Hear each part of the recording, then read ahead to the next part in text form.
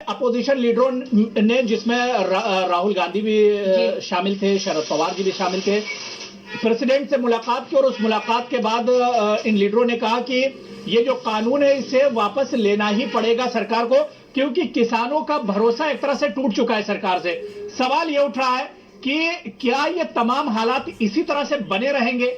इसमें अब बीच का रास्ता कैसे निकलेगा?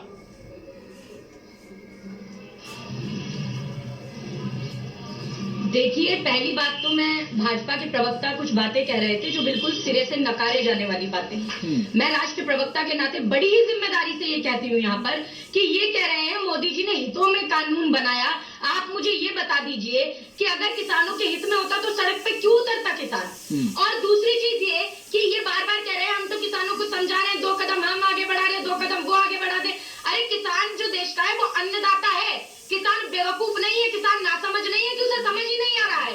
आज देश का अन्नदाता ही कह रहा है हम पर ये कानून ना थोपा जाए, तो आप क्यों थोप रहे हैं? और अगर किसानों को ही नहीं समझ में आया तो आप बीच में ना बोले, मैं आपके बीच में किसी के बीच में नहीं बोली थी, बीच में मत बोलिए। आप सुनिए, पहले आप ये बताइए शालीनता के साथ मुझे, आप बाद में समझा लेना किसानों को कानून, पहले अपने 2 मुख्यमंत्रियों को समझा लो कानून।